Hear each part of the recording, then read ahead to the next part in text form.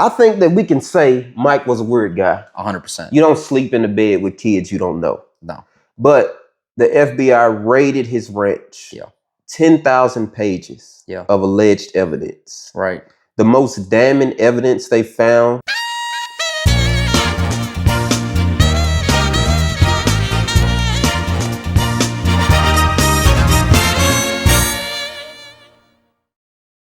Welcome back to the No Script Pod. Today we are talking about Michael.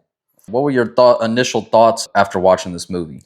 My first thing, when I finished this movie, I said, what the fuck are the critics talking about?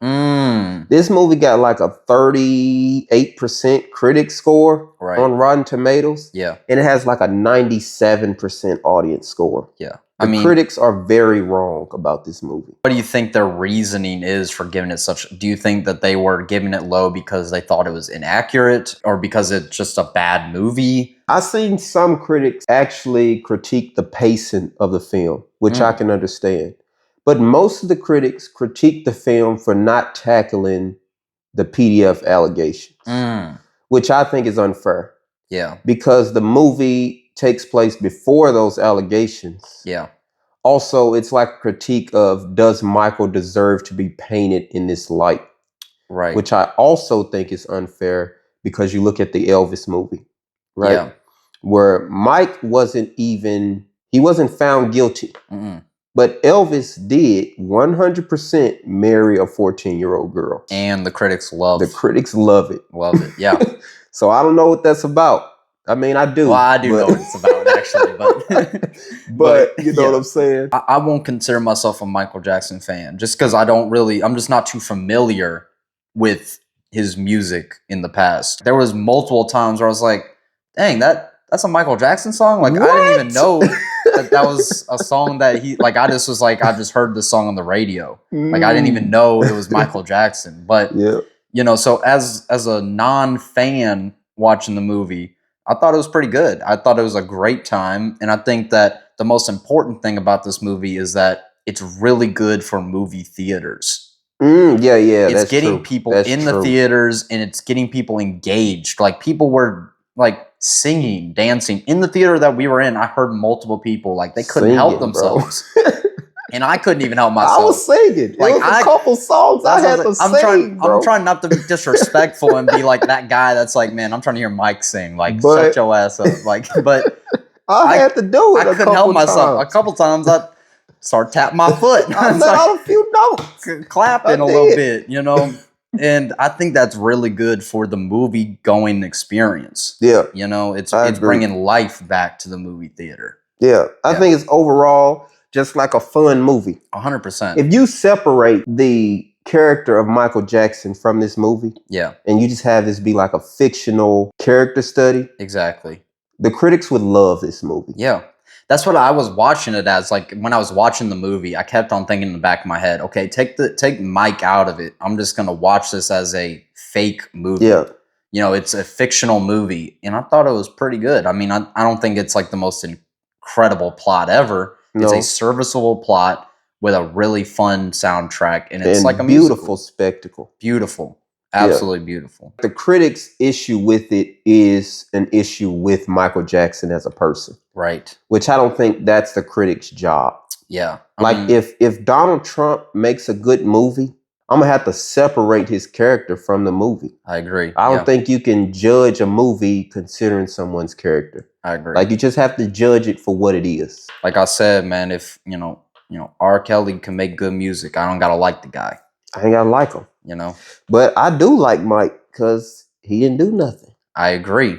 And, let's get into that. Do you think that the next movie is going to happen? And do you think that they will heavily cover that aspect, the PDF allegations? I think that the second movie will happen.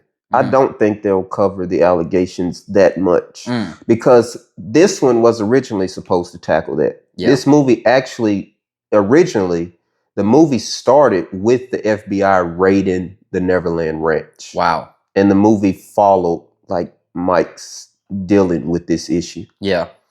But they had to scrap all of that after they read back through the legal agreement and they said that they could never bring this up in a movie.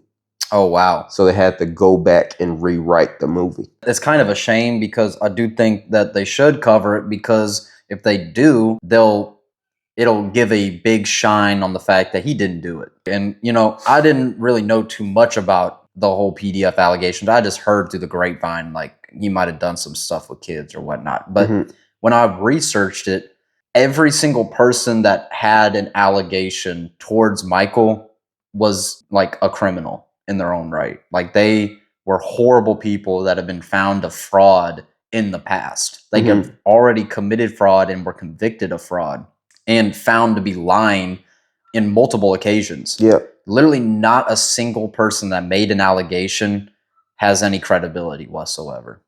I'm just of the opinion that he was a troubled kid that never had a childhood, and so he was weird. And he was weird. Very weird, 100% weird, but decided to just be a kid. He really thought he was Peter Pan.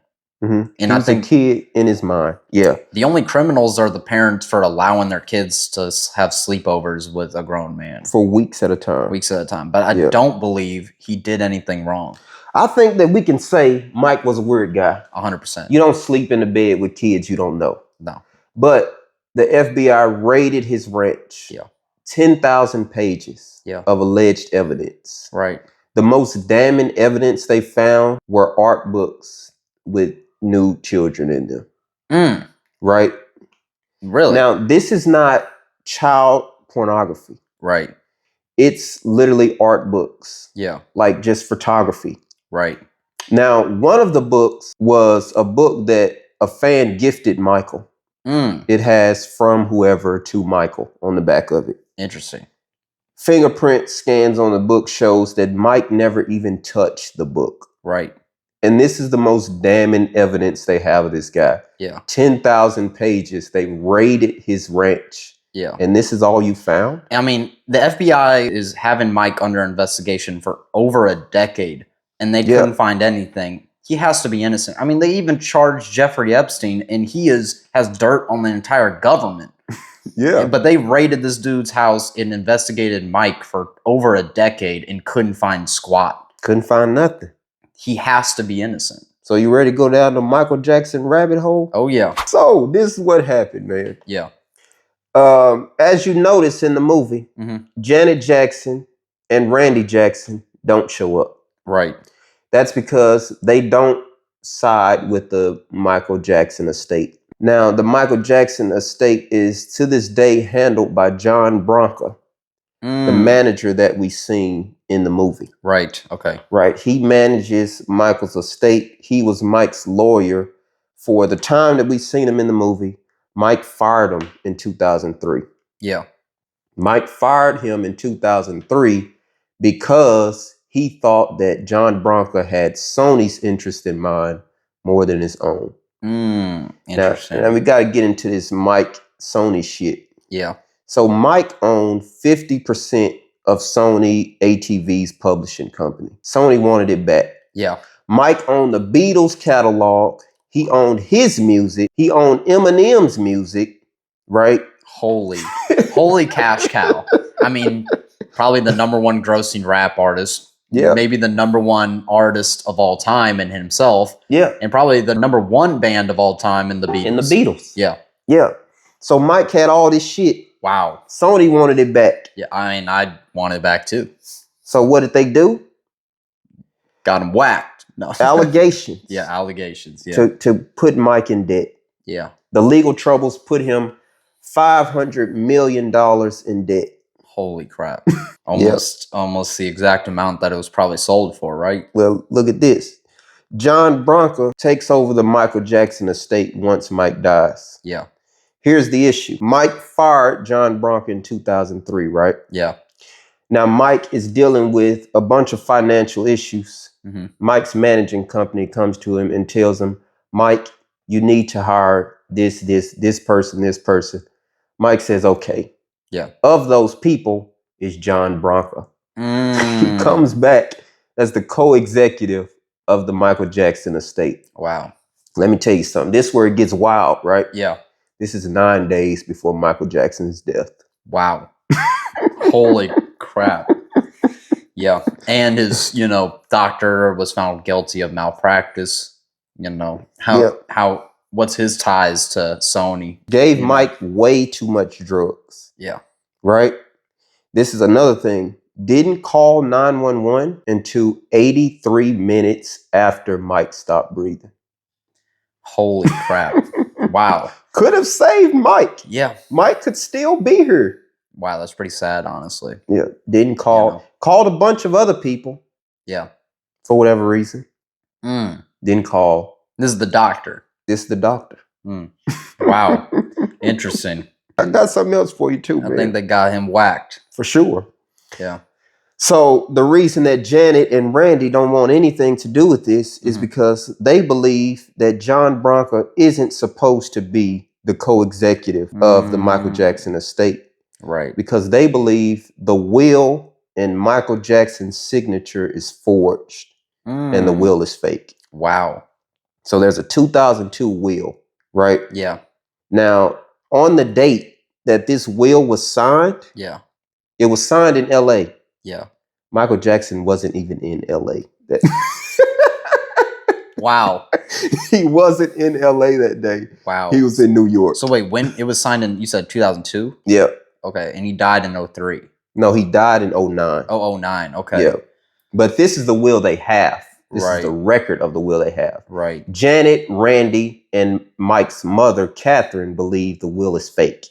Because Mike couldn't have possibly signed it if he wasn't where it was signed. Yeah. Wow. But the judge still accepted. So the owner of the estate now, this is in the movie, the guy at the CBS company where he's like, that's my guy. Yep. I mean, you could tell that he was the owner of the movie basically because he's painted as like the second coming of Jesus in Mike's life. Mike's right-hand man. Right. As like the father he never had, basically, next to the bodyguard or whatnot. It's almost as if like Trump made a movie about himself or something. Like painted himself in a good light. Exactly. It's his movie. Yeah, pretty much. It's his movie. Yeah. The Jackson estate funded the movie. They gonna make the profits from it. Yeah. So what do you think then is your thoughts on this movie as far as would you recommend people to go see it if it's profiting the guy who might have whacked, co-inspired against Michael Jackson, at least as far as monetarily? You could argue maybe even his life. Yeah, it's wild because the estate was $500 million in debt. Right. Now it's valued at $2 billion. Almost immediately after Mike dies and John Branca takes over the company, he sells the catalog that Mike didn't want to sell back to Sony. Wow. So, I mean, it just lines up way too well. Yeah. Like Mike doesn't want to sell. You hit him with allegations. You put him in debt. Right. Then you have this guy take over and he sells the shit back. Yeah. After Mike was killed. Well, not only that, Mike specifically fired him because he thought that he was too close with Sony and not out for his interest, but was out for Sony's interest. Then all the stuff that you said. And then immediately after he dies, he sells it to Sony. Yeah. Yeah. I mean, they got Mike out of here. They did whack Mike. Yeah, I think so. I think that's pretty obvious. In the movie where his head or hair catches on fire and he has to start finally taking pills, even though it's like so adamant that I don't want to take pills, this, that, and the third. But that guy is the one that kind of is like, you got to do it. You got to just take the, take the pill just for right now. You're having nerve damage. That's what the doctor said. You need to take the stuff. But then Mike later on is like, I'm feeling not so good. I'm on these pills. And then he's just like, man, you just got to do it. That started Mike's addiction. Yeah. That whole Pepsi incident. Yeah. But there's actually a funny story with that. So Mike was supposed to do a song with Freddie Mercury, but he got annoyed because Mike would bring his llama to the studio. Yeah, I did see an interview about that. That's kind of crazy. But the reason Mike would bring his llama to the studio is because he was annoyed that Freddie Mercury would do a lot of drugs. Interesting. I didn't know that. So he was like very against drugs. Wow. Yeah. Yeah. I mean, you're like that until you're in pain probably 24 hours a day. And you got to take those pain pills. And then you get hooked on them drugs, man. You get hooked on it. That's what's the beginning of the end, man. And not only, I mean, he died of a drug that you're only supposed to get in active surgery. It's like an anesthesia. And yeah. You know, like, I don't think he was going through a surgery. Like, he was just like kind of trying to go to sleep, bro. Yeah, that's what it was for. Like, he gave it to him to fall asleep, and it's a drug that's like, you're off by 1 point, you know, whatever millimeter, you're dead, which is crazy. Plus, not to mention, he gave him like 9 doses of another drug prior. You want to go through some of the inaccuracies of the movie? Yeah, let's do that. I mean, I don't know what the inaccuracies are. So what did you see as a fan, what the inaccuracies were? The movie is not inaccurate. It's just some things that they don't go into much detail about. Okay. So one thing that I'll mention is the complete omission of Diana Ross. Diana Ross was a musical artist in her own right. She was a Motown artist. Right. She was the lead singer for the Supremes. This is the issue with Diana Ross, right? She was 14 years older than Mike. Was she the woman that opened for the Jackson 5 in the movie? No, that was Gladys Knight. Oh, okay, gotcha. That was Gladys Knight. I was going to say, if that was her, that would be crazy if she was trying to like... No, I mean, this is Mike. The thing. Like, they couldn't include her in the movie at all. So there was so much they had to scrap. Like, that's why is it just like she didn't want to be in it portrayed? She didn't want to be portrayed because there's this like idea around her being a pedophile. Oh, wow. Because she was 14 years older than Mike, and she knew Mike as a child. I mean, when I was doing research behind this, the biggest like confusion I had was that he even had a wife or kids ever. Like, this seems like the guy that would never even think about having sex. Like, he seems like, if I were to think of somebody asexual, it would be Mike. Yeah. You know, like, he's so awkward and shy and, like, kid-like. It's well, like, to be honest, man. Like, he had kids? I doubt he did. Well, I thought he did, though. Or am I wrong? I mean, he does, but look at those fucking kids. I don't know what they look like. Like, those kids are white, bro. Like, they... Oh, really? They do not look mixed at all. Right. What's it called? Vitiligo? That's not like a thing where it's like genetic to where like now he's white and so now the kids are going to be white. Yeah. I mean, he's still even genetically... if vitiligo is genetic, a nose job is not. Right. Like, these kids don't even have African features. Like, they just look white, every single one of them. So he's probably not the father. He probably didn't have any kids. Yeah. Mike was a lonely guy, man. Yeah. Could you imagine being the most famous person on the planet and being lonely? Like, how does that even work? That's insane. I mean, I think it's definitely one of those things where it's like nobody sees you as a person. They see you as the fame. Yeah. I do like that the movie focuses on Mike overcoming his relationship with his dad. Yeah, I like that too. I think that's important to Mike's solo career. Yeah. Like, this first movie is just Mike breaking into his solo career. Yeah. Bad is the first album that he drops with, like, he's not doing anything with his brothers at that point. And that scene in the movie where he says, like, this is my last tour in front of the crowd. Yeah. That's real. Like, you can look that up. Wow. He actually did that. Wow. In front of a live audience. Wow. I wonder how accurate the portrayals were of each parent. You know, like, was the mom accurate? Was the dad as accurate as it could be? Because you never really know with these movies how truly accurate they are behind the closed doors. What I've heard is Joe was actually much worse than what we see in the movie. It also seemed like he is the personality of an abuser, but they didn't show the abuse. Like, I wouldn't be shocked to find out that he, like, hit the mom or something like that, or hit the kids more and they just didn't show it. You know, like, I mean, the movie kind of makes it seem like he only abused Michael. Yeah, exactly. It's like he abused all of them. Yeah. And he was just the pet rat that Mike had in the movie? Yeah. Well, his dad actually killed the rat and then made fun of him. Wow. Yeah, and I don't know if it just seemed awkward whenever there was like the beginning scene whenever like he was low-key bullying Mike and there was that one line. It just felt out of place where he's talking about singing this, that, and the third, and then he just calls him Big Nose. And like, well, that's real. well, I don't doubt that he made fun of him for that, but it was almost like they had to include that one line to justify the rest of the movie where he's getting the nose surgeries or whatnot. But it just seemed like, I don't know, like it was just a one-off comment and it didn't have the gravity that I think that it should have, but they were trying to force the gravity of that That's situation. my complaint of a lot of scenes in this movie. Yeah. Like they don't go into enough detail. Like it's very brief. Very brief. And I just think that it's what they had to work with, they did a good job. Yeah. There just was a lot they couldn't do. Yeah. Like the reason you didn't see a lot of Quincy Jones in this movie is because Mike reunited with Quincy Jones when he shot The Wiz.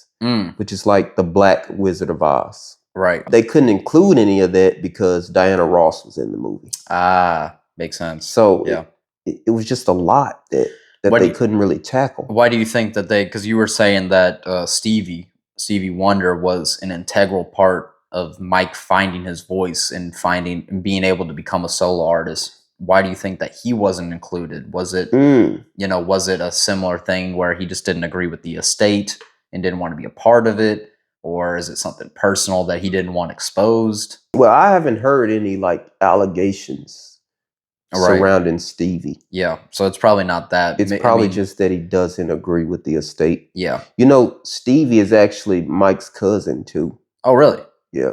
Wow. Wait, his cousin? Yeah. Wow. That's kind of crazy. I think this movie put into perspective for me how big he truly was. I think that's probably the biggest takeaway I took from it is I knew that he was huge and I knew that he was probably the biggest artist that's ever lived. But I think it put it in even more perspective of quite how big he was at such a young age. Because I knew that he was big older, but I didn't know quite how big he was when he was a part of the Jackson 5 and when he was younger. Yeah. Like he was like literally the very first song they came out with went #1 immediately. Yeah. If we get that second movie, bro, you're going to see like the exhaustion of how famous he was. Like, oh yeah, I bet. He couldn't go anywhere. He couldn't do anything. Mike always, to be honest, he always handled the fans well. Yeah. Like there's not many clips of Mike just like being rude to fans or anything like that. It's always only pretty much reporters that he's ever. I'm just thinking like, man, if I were that famous, I couldn't deal with that, bro. Yeah, like even that scene where he's trying to leave and there's just a bunch of people at the gate. Yeah. Like I could not sleep knowing there's just people at my gate. Yeah, I would hate to I've always told you, like one of the biggest things before starting this pod was like, I don't want to be famous. Like not that I envision that we're going to go crazy like Mike or something like that, but just like in general, the idea of being famous is scary. Like it's horrible sounding. I don't want to be recognized, man. Ever. Like, I want to be able to grocery shop by myself forever. Exactly. And that's one of the things I saw today is that Mike actually, because he never had that experience because he got famous so young, he rented out a grocery store and invited a bunch of other famous people to just act like they were shopping at a grocery store so that he can experience shopping at a grocery store. Is insane. Yeah. You know, there's a story of Mike going to a Lakers game and they have to shut the game down once people find out that Mike is there. Wow. Because people just go crazy. And just the idea of fame is what drove him to do all those plastic surgeries. Like he never thought that he was perfect enough.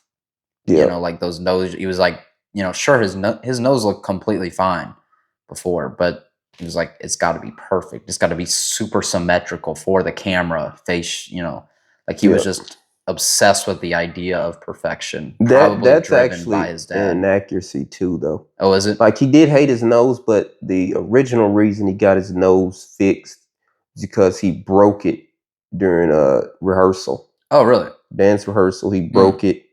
He got it fixed. It was a bad job. So then he got it redone and kept redoing it. Okay. That makes more sense, I guess, then. I wonder, like, how famous Mike would be if he was still alive. Would the hype have died down? Or would Mike still be, like, the most famous person alive today? Wow. That's a good question. I think it mostly depends on how active he is. Really. Yeah. Like, is he dropping more music? Is he still going on tour, or is he like kind of just like out the way? I think if you stayed out the way long enough, the hype would die down. But if he consistently dropped music, and by consistently, I mean like maybe an album once a decade, like he would still probably be the most famous man on earth. I think. Well, I don't know if he would have done that. He was planning the This Is It tour. Oh, really? He was actually doing that tour to pay off the debts. I guess whatever last tour that he was on is that he hated it. Like he went for an interview or whatnot, and it was a funny moment where he was like, "Man, I hate the tour, this, that," and like it's so exhausting. And they're like, "Okay, but be happy about it." And then the interview starts, and he's like, "I love the tour." Like Mike was pretty funny. He was a funny guy. Let's do a rating. A rating of this movie, okay? Yeah, we'll do a rating. Go back to the good old days. Ready? All right, yeah, I'm ready. 3, 2, 1. I got an 8.5 out of 10. 9 out of 10, man. Yeah. This movie was good. It's a great movie. Great Especially experience. That final performance, bro. Oh, yeah. I damn near wanted to pass out. Yeah. There's literally a woman that did pass out at one of the theaters, man. For real? Man, Mike got women passing out from beyond the grave. Ain't nobody can compare, man. No, man. Nothing like Mike, man. If you enjoyed this video, go ahead and leave a like or rating. Let us know your thoughts down in the comments below, and we'll see y'all next week. Peace.